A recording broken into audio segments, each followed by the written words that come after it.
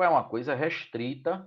A gente tem, ao todo, 40 minutos, né, para conversarmos, para dialogarmos e para transcorrer a nossa aula. E como já se passaram aí 10, então só nos resta agora meia hora. Então eu não posso mais esperar, vou ter que começar, mesmo só com você, Lara. Não tem problema, vamos trabalhar com o mesmo compromisso, com o mesmo entusiasmo, como se estivéssemos aí com 100 pessoas ou mais, sem problema nenhum. Bom, olha só, eu vou fazer o compartilhamento de tela exatamente para que o slide possa ser visualizado, consequentemente a gente tenha condição de começarmos aqui a nossa análise sobre a Era Vargas. O que é que eu fiz para hoje? Eu fiz um compilado, eu fiz uma espécie de análise sobre as questões que têm caído no Enem nos últimos anos sobre a Era Vargas. Nós percebemos que é muito recorrente, é um assunto que cai praticamente todos os anos. Em alguns anos em específico, 2015, 2016, 2017, caiu inclusive duas questões. Até em edições anteriores, a gente percebe que teve anos em que caíram duas questões sobre a Era Vargas na mesma edição. Isso nos mostra que é um tema que nós precisamos nos deter com um pouco mais de cuidado, com um pouco mais de atenção, não que os demais não mereçam nossa atenção, não é isso, tudo é importante, tudo é válido e tudo é necessário.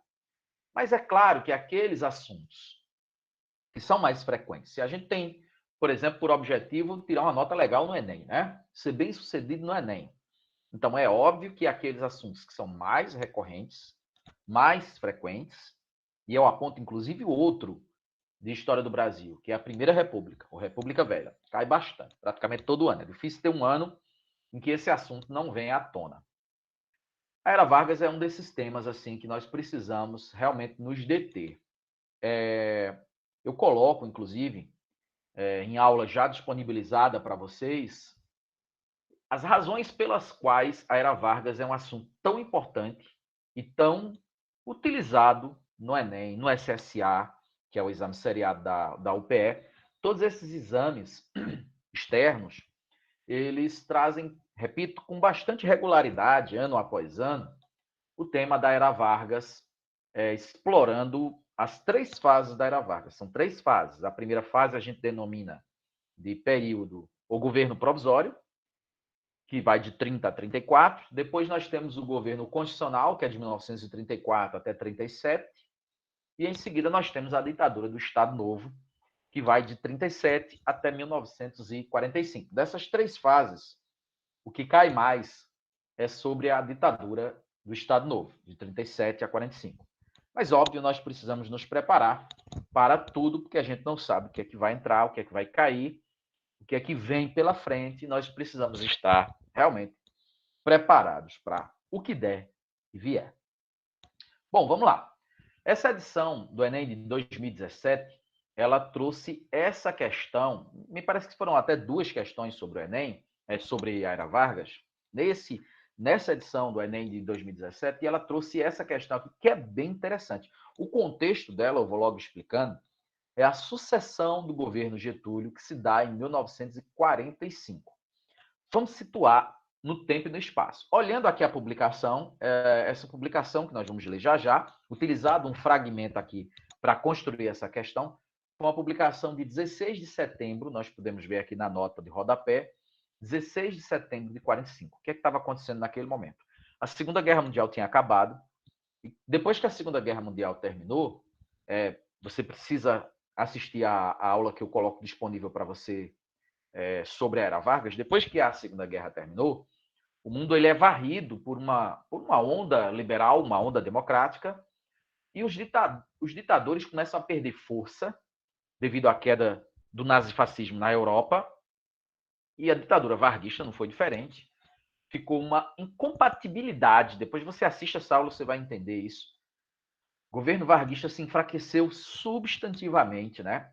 Ao ponto de perder sua base de sustentação principal entre as elites, e há um movimento ali crescente para derrubar Getúlio, que acaba sendo forçado a renunciar no final de outubro de 1945.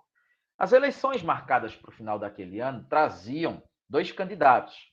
De um lado, o brigadeiro Eduardo Gomes, uma força de oposição, e uma espécie de candidato governista, que era o general Eurico Gaspar Dutra, que era aliado de Vargas, embora tivesse tido um entrevero com ele ali, participado até do movimento de queda de Getúlio, mas ele era um aliado histórico de Getúlio, tinha sido ministro da guerra, do getulismo.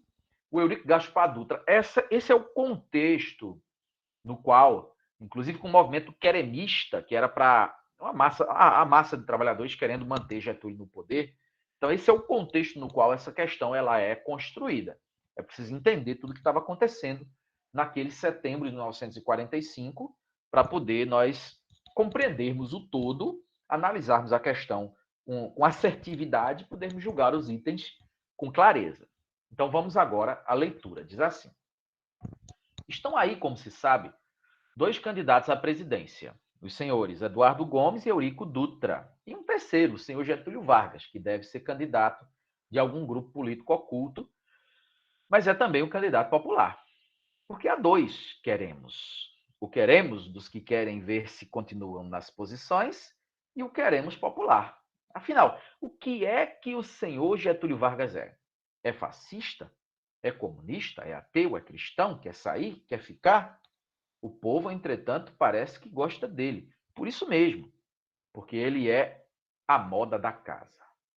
Aí a pergunta que eu coloquei em negrito diz o seguinte: o movimento político mencionado no texto caracterizou-se por reclamar a participação das agremiações partidárias, apoiar a permanência da ditadura estado-novista, demandar a confirmação dos direitos trabalhistas, reivindicar a transição constitucional sob influência do governante, ou resgatar a representatividade dos sindicatos sob controle social. O que é, dentre essas alternativas, qual delas tem a ver com o texto e com o contexto, né? O que estava acontecendo naquele setembro de 45 no Brasil? Vamos analisar a letra A. Tem a ver com uma reivindicação da participação dos partidos políticos nas eleições? Não tem nada a ver, porque o texto nem fala sobre partidos políticos. Fala sobre candidatos, mas não sobre partidos. Tem a ver com a letra B, que fala que é um texto que apoia a continuidade da ditadura varguista, a ditadura de Estado novista? Não. O texto fala sobre sucessão do Getúlio. Sobre, de um lado, o candidato Eduardo Gomes, do outro lado, o candidato Eurico. E não sobre a continuidade do governo, e sim sobre a sucessão do governo. Então, a letra B, completamente refutada. Letra C. Tem a ver, o texto fala sobre os direitos trabalhistas, como fala a letra C, também não tem nada a ver, nem o texto, nem as circunstâncias históricas daquele setembro de 45. Letra D. Reivindicar a transição constitucional sob influência do governante. Aí sim, Getúlio querendo marcar posição, Getúlio sabendo que não vai ficar, e foi forçado a renunciar, Getúlio querendo meio que indicar o seu vice, o seu sucessor, melhor dizendo. E o fez, que foi o Eurico Gaspar Dutra, que ganhou as eleições. Né? Então, é exatamente isso que coaduna com o texto aqui apresentado e com o contexto, quer dizer, com o que estava acontecendo naquele setembro de 45. A letra E não tem nada a ver, porque em nada fala sobre sindicatos, nem o contexto, nem o texto. Então, completamente refutada por nós. Espero que você tenha entendido, porque a resolução de questões de história é assim. Você tem o contexto que estava acontecendo naquele momento, e você tem o texto apresentado, que precisa ser julgado e analisado e entendido para poder fazermos o julgamento correto das alternativas. É assim que funciona o método, né, o estilo de resolução de questões com história. Tá certo? Próxima questão, que é do Enem de 2017 também, como eu disse. Entrando aí 2 questões na mesma edição do Enem sobre o mesmo tema, que é a Era Vargas. Agora fala também sobre o Estado Novo. Durante o Estado Novo, os encarregados da propaganda procuraram aperfeiçoar-se na arte da empolgação e envolvimento das multidões através das mensagens políticas. Nesse tipo de discurso, o significado das palavras importava pouco, pois, como declarou Goebbels, não falamos para dizer alguma coisa, mas para obter determinado efeito. Bom, antes de partir para a pergunta e para a análise das alternativas, eu vou explicar para vocês quem foi Goebbels. Joseph Goebbels, para ser mais exato. Ministro da propaganda nazista, lá da Alemanha do Hitler, né? Ele chegou certa feita a dizer que uma mentira repetidamente, né, falada ganharia áreas de verdade. Então ele dizia o seguinte aqui nesse fragmento: não importa o que falamos, importa sim obter um efeito sobre o que falamos, um efeito no povo, né? Se isso vai persuadir o povo, se isso vai convencer o povo, se isso vai gerar no povo uma aceitação. É isso que a gente precisa fazer. Por isso ele era o ministro da propaganda, quer dizer, para tornar, junto à opinião pública, aceitável e justificável as decisões do governo. No caso do Brasil, o Vargas ele era afeito ao regime nazifascista, ele era simpatizante do regime nazifascista, admirador, inclusive. Então ele vai copiar muita coisa do que era feito lá, nesse caso em específico da propaganda nazista, criou o DIP, o Departamento de Imprensa e Propaganda, no Estado Novo, né? E implementou uma rede aí de marketing, de propaganda para causar na opinião pública um sentimento de aceitação da sua ditadura, do seu regime de suposto combate ao comunismo, né? Etc. e tal. Aí a pergunta que eu coloco em negrito é o seguinte: o controle sobre os meios de comunicação foi uma marca do Estado Novo, sendo fundamental a propaganda política na medida em que visava conquistar o apoio popular na legitimação do novo governo. De cara, gente, a gente já chegou na resposta mediante o que eu acabei de explicar. Era isso. O objetivo dessa propaganda era isso. Letra A: conquistar o apoio popular, legitimando o governo, legitimando a ditadura do Estado Novo. Letra B: ampliar o envolvimento das multidões nas decisões políticas. Vargas não queria que as decisões políticas fossem das multidões. Ele decidia. E aí a propaganda ia convencer as multidões daquilo que ele decidiu, para que as multidões aceitassem como sendo útil, como sendo benéfico aquilo que ele decidiu, e não o que as massas decidissem.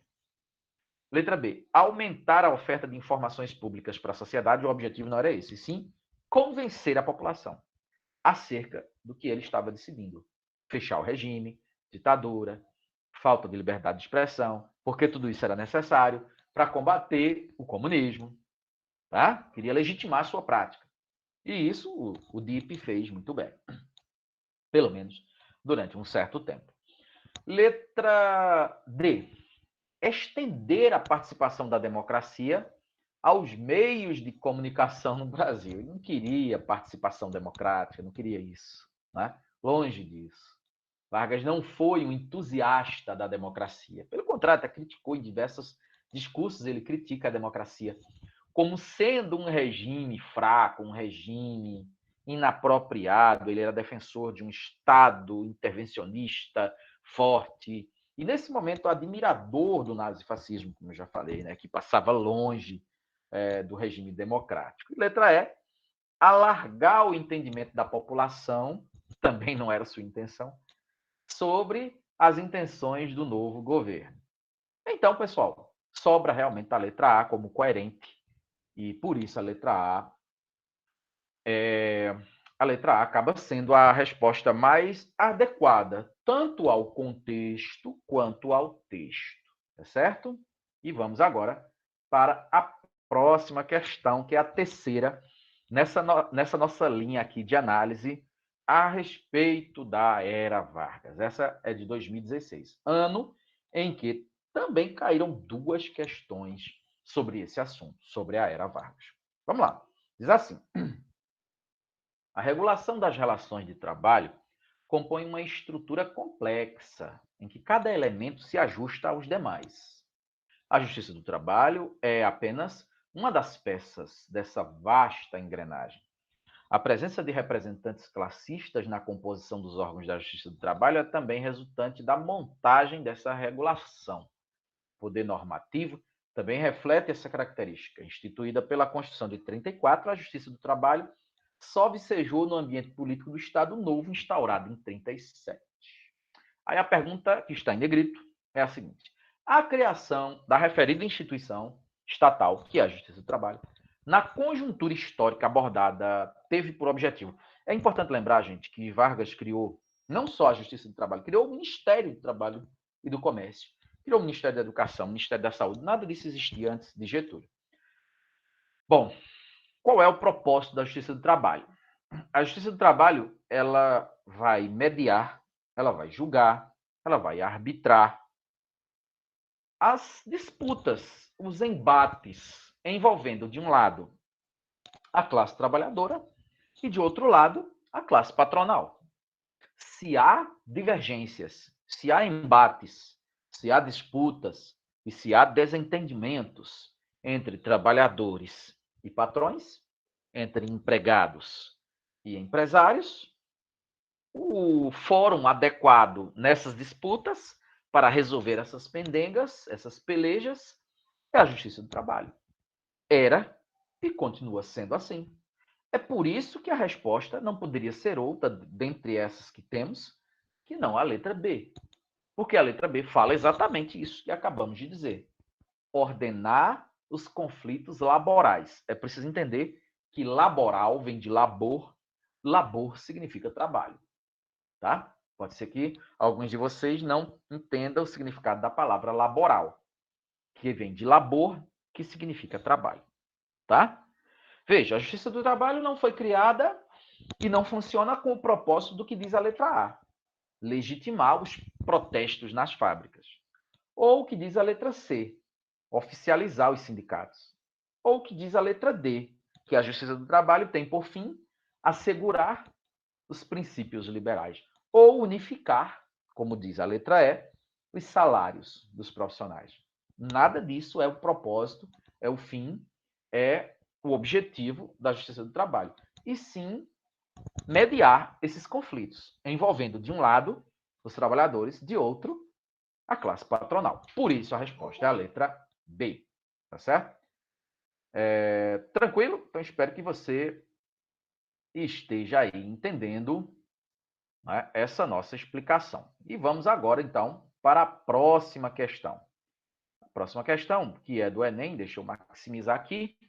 A próxima questão, que é do Enem de 2016, novamente, fazendo ressalva às duas questões sobre a Era Vargas que entram nessa mesma edição. Em 2015 foi assim, em 2017 também foi assim, reforçando essa tese exatamente da importância do tema, da recorrência do tema Era Vargas nesse exame do Enem. Diz assim a questão.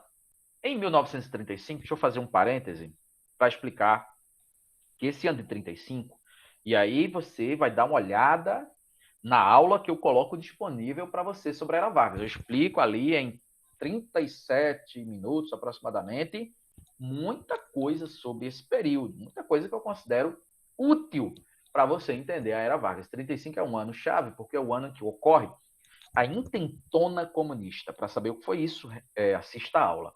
Mas essa questão, apesar de citar o ano de 35, não fala sobre a intentona comunista. Ela fala sobre o antissemitismo. O que é o antissemitismo? Eu vou explicar para você entender e compreender essa questão com facilidade. O antissemitismo era um pensamento segundo o qual os judeus eram indesejáveis, né? Um pensamento anti-hebreus, anti-judeus. O antijudaísmo, o antissemitismo, ele vem desde a Idade Média, né? Perpassa todas as épocas históricas. Então, a Europa tinha um pensamento antissemita bastante arraigado, mas é claro que o apogeu desse pensamento antissemita ele ocorre nos anos 30, na Alemanha nazista, né, do Hitler, tinha inclusive um plano para exterminar os judeus.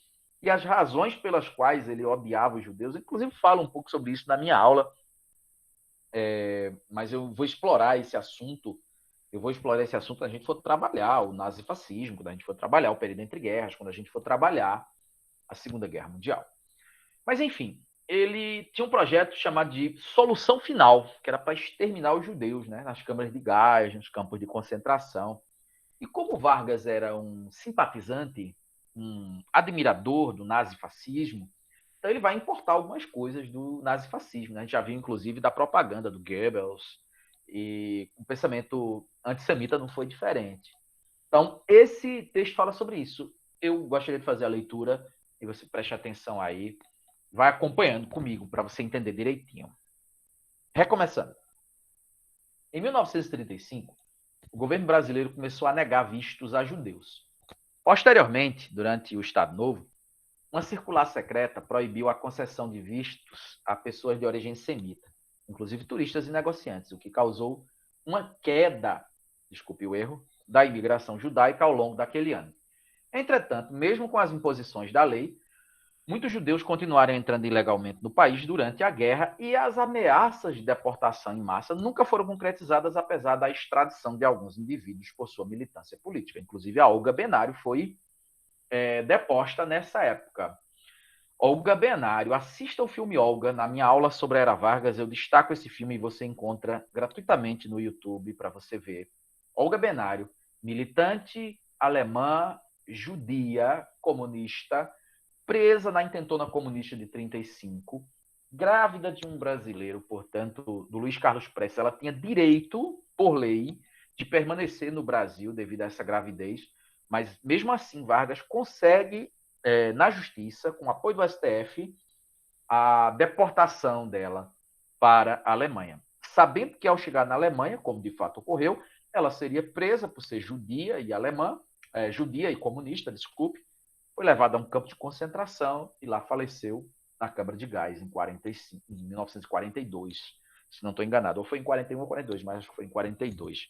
Assista esse filme, é bem legal. A pergunta é o seguinte: uma razão, está em negrito aqui destacado, uma razão para a adoção da política de imigração mencionada nesse texto foi o receio do controle sionista sobre a economia nacional, a reserva de postos de trabalho para mão de obra local, a oposição do clero católico à expansão das novas religiões, o apoio da diplomacia varguista às opiniões dos líderes árabes, ou a simpatia de membros da burocracia pelo projeto totalitário alemão. Vou explicar para você tintim por tintim, item por item. Preste atenção. Letra A.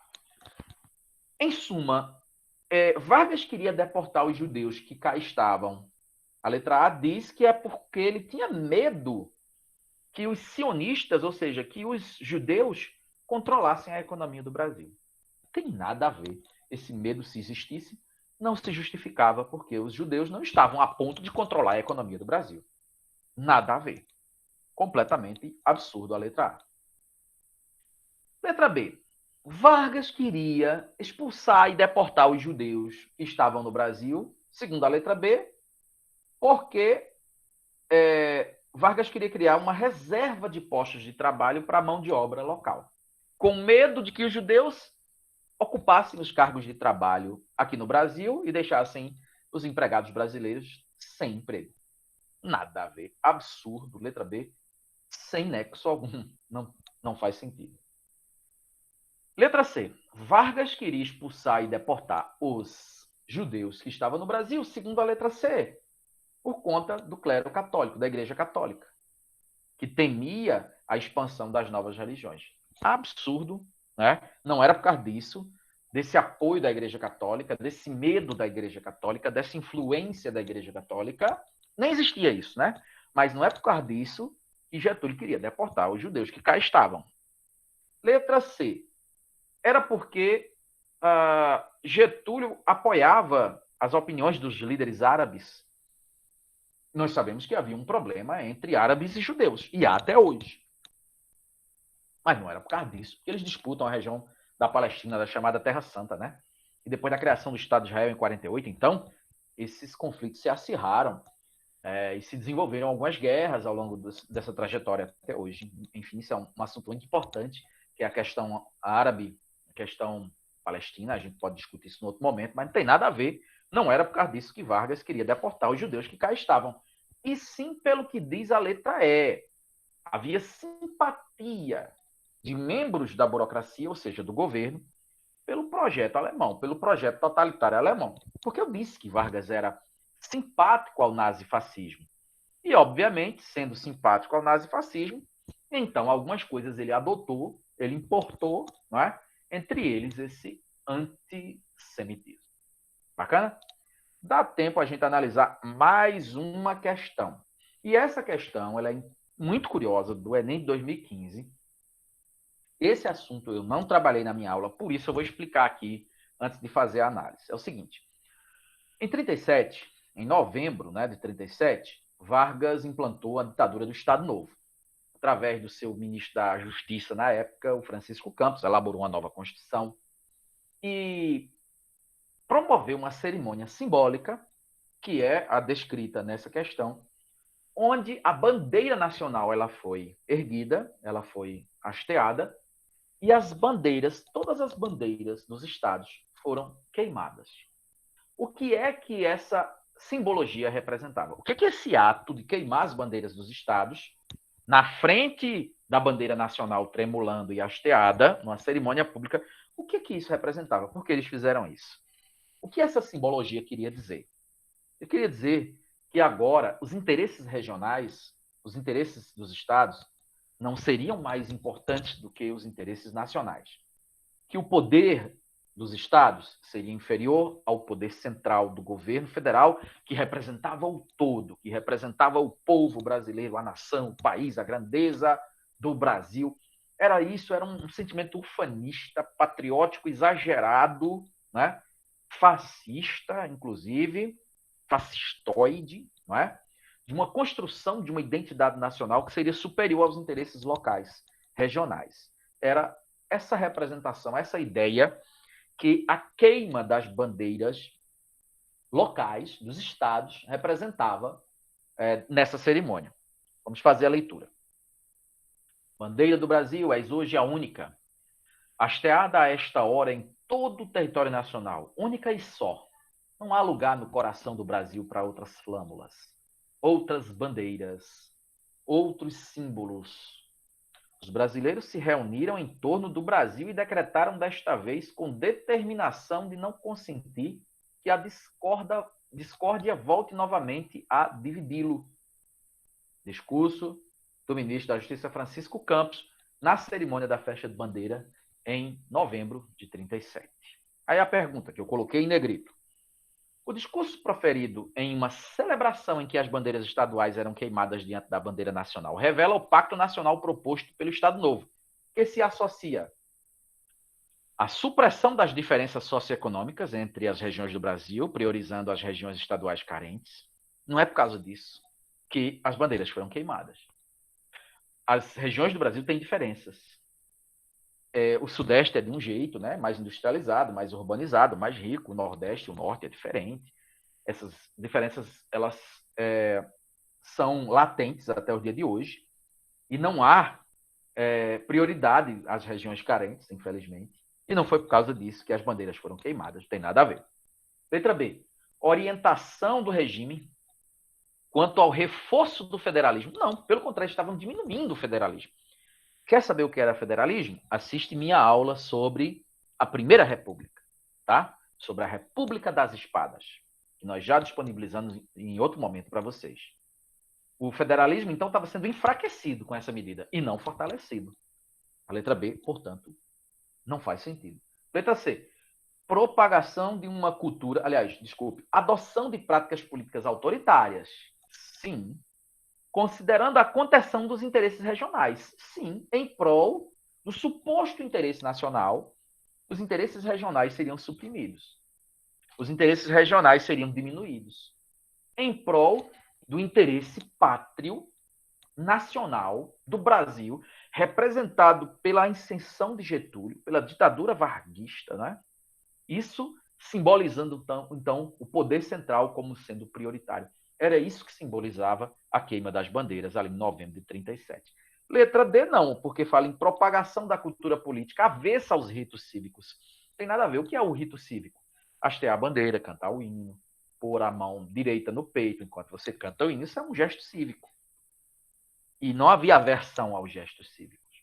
Não foi por conta disso que as bandeiras locais, estaduais, regionais foram queimadas. E, por fim, a letra E. Defesa da unidade do território nacional, nada a ver, né, gente? Ameaçada por movimentos separatistas, não tinha movimentos separatistas contrários à Vargas, não tinha Estado querendo se separar naquele momento. Então fica fácil identificar por que a letra C é a verdadeira. Eu, então, finalizo o trabalho de hoje, pessoal. Foi muito enriquecedor, foi muito legal. Eu espero que vocês aí tenham curtido e tenham entendido, tenham conseguido compreender esse assunto que eu considero muito importante, dada a recorrência com que ele vem sendo aplicado no Enem ano após ano. Certamente teremos mais oportunidades depois para conversarmos um pouco mais sobre não só essas questões, mas também a Era Vargas. Valeu, pessoal. Obrigado pela presença, obrigado aí por acompanhar, pela paciência e pela atenção. Até a próxima. Tchau, tchau. Valeu.